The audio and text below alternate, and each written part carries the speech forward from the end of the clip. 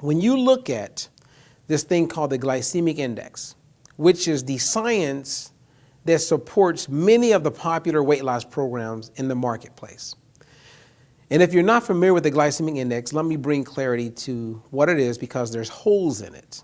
And the glycemic index has some benefits because we've benefited from it, and it played a part in our coming up with a proprietary formula for what makes a fast carb, a slow carb, etc. The glycemic index was created in 1981, and it was created to help out diabetics. They looked at a single food that was a carbohydrate, and they compared how fast that food broke down when you ate it and became sugar in your blood. They gave glucose, which is pure sugar, the number 100. And then they compared all the other foods in the amount of 50 grams.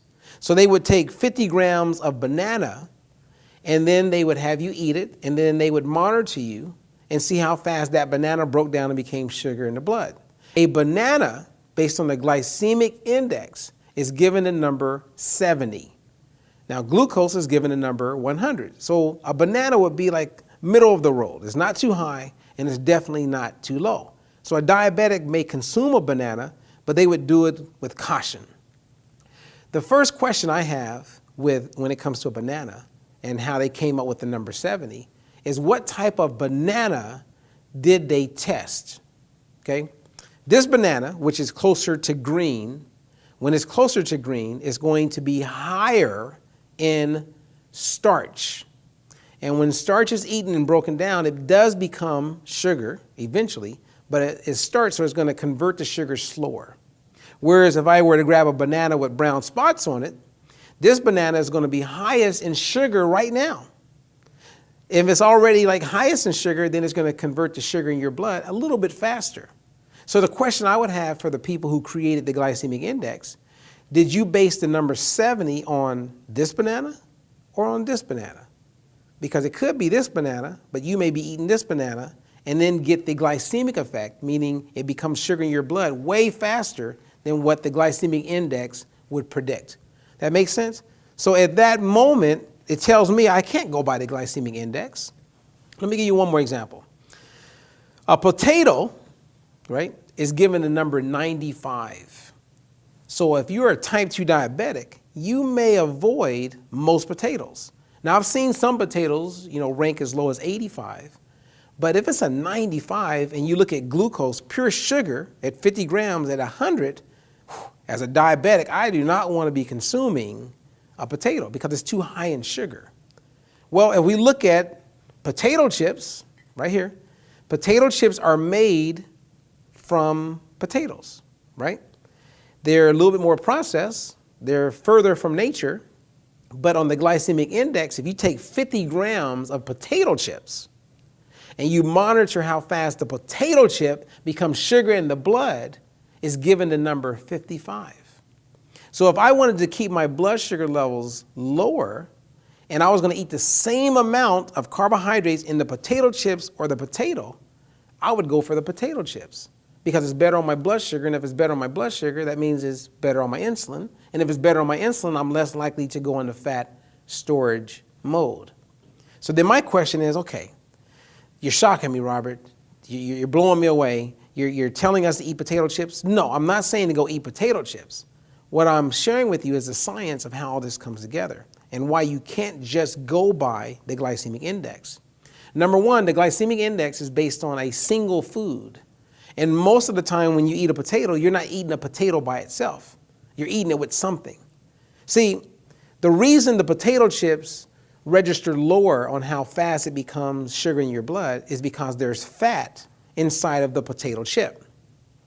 If I take butter, which I did here, and add it to my potato, the butter now will slow down, because I'm eating it together, how fast the potato becomes sugar in my blood.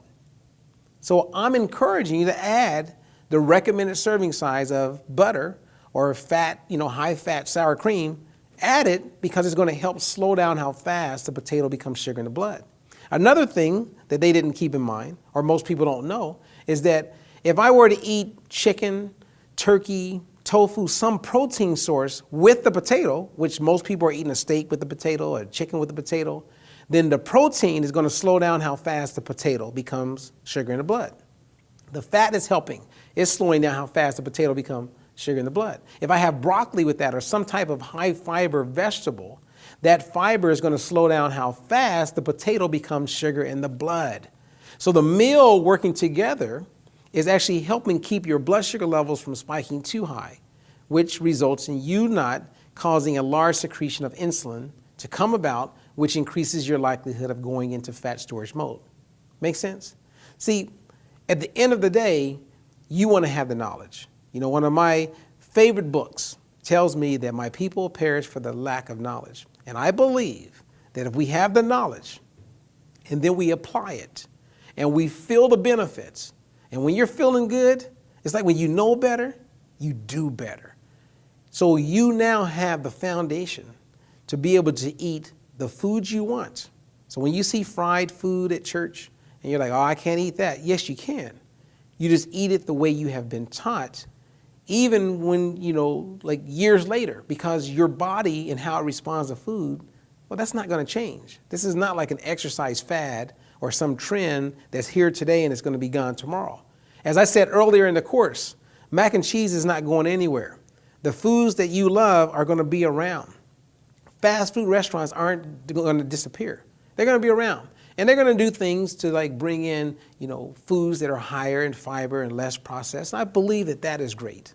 But at the end of the day, whether it is right out of your garden or out of a fast food restaurant, and it's been processed a little bit more, if you eat it in the right combinations, in the right amounts, and you're eating frequently, then you're good. So continue on with what you're doing. And when you have questions, you come to us because that's why we're there. You go to mydietfreelife.com because it's yours and it's mine. It's all of ours. And when you have questions, we are there to answer your questions. And why do I encourage that? Well, what I've learned in life is that most people aren't able to get out of life what they want because they don't ask for help. They don't ask for questions that are going to move them in a direction that's going to get them the answers, that's going to take them to the destination that they want to be at. Ask. And when you ask, we will give you the answers that give you the clarity to know that, okay, if I eat this today, it's going to work out for me. And once you have the clarity, you then have the confidence. And when you have the confidence, nothing can stop you. When you know the outcome, you're going to do it.